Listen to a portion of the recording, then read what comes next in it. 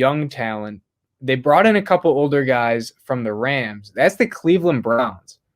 So I think the Cleveland Browns would be a nice fit for Sherman. So we've talked about this, I think, on the channel. So their secondary, just their defense as a whole, had a few major holes last year.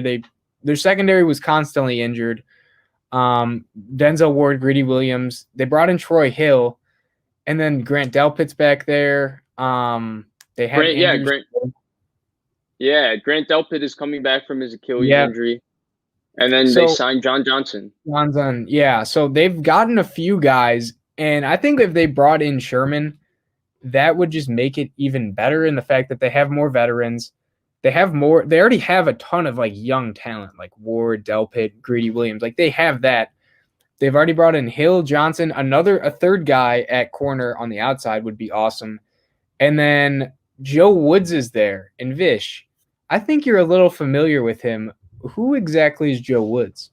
Yeah, Joe Woods was the former secondary coach with the 49ers. So, there is a connection there from that standpoint. And I could see the Browns signing him. They play a lot of quarters, which is what the Niners played in 2019, a lot of cover 3 quarters. And match quarters is right up Richard Sherman's alley. Again, young corners. Denzel Ward, to me, is actually like on his way to being, like, he could be next year's Jair Alexander. Like, he's really good. Yeah, and Greedy Williams was massively talented when he came out in the draft, so he could be something. Mm-hmm. I was not the biggest Grant Delpit guy when he came out. I still am not, but I am a huge John Johnson guy. I really like Troy Hill, so I think there's enough in their secondary. But I think what Richard Sherman would bring them is leadership, and we talked about that, like leadership, professionalism. Richard Sherman is a special personality and a special leader. Yes. And so from that standpoint, like, the Browns, to me, like I told you, I think that the Browns are possibly going to make the Super Bowl. Like, that's how I think. Like, I think that this team is that talented. When you have a Myles Garrett, when you can get Baker Mayfield to play like solid football, and he's played solid football, when you have that run game that they have, when you're going to get Odell Beckham back, you have Jarvis Landry, Rashard Higgins is so underratedly good. Donovan Peoples-Jones looked like a solid player to me, and you have all these pieces. All you're missing with them is just like a leader. And I think Richard Sherman provides that. And I think the Chiefs are going to take a step back just from their roster. Look at their offensive line, losing both tackles. I think the Bills are right there, but I also think the Bills, I still have questions on whether the Bills can run the ball and whether the Bills can stop the run. And as long as I have those questions, I'm never going to be convinced that, okay, the Bills are going to just go to the Super Bowl, but I would still put them right in the conversation because of Josh Allen, and the Chiefs obviously because of Mahomes. So I don't have like a favorite in the AFC, and that's where I look at the Browns. They have this complete roster.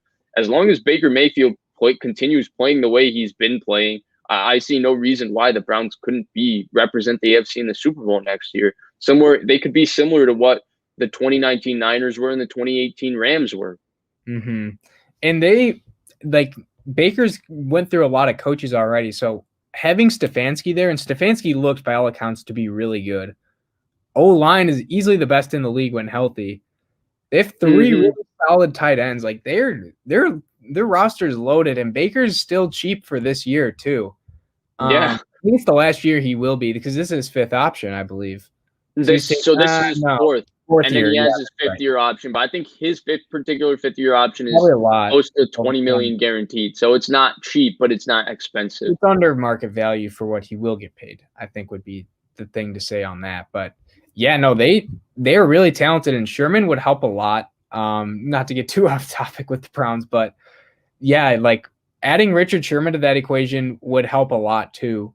Because their defense, honestly, they definitely lacked talent last year. They were injured a lot. Their linebacking core is not good. I don't think their D-line, besides Garrett's, like much too impressive.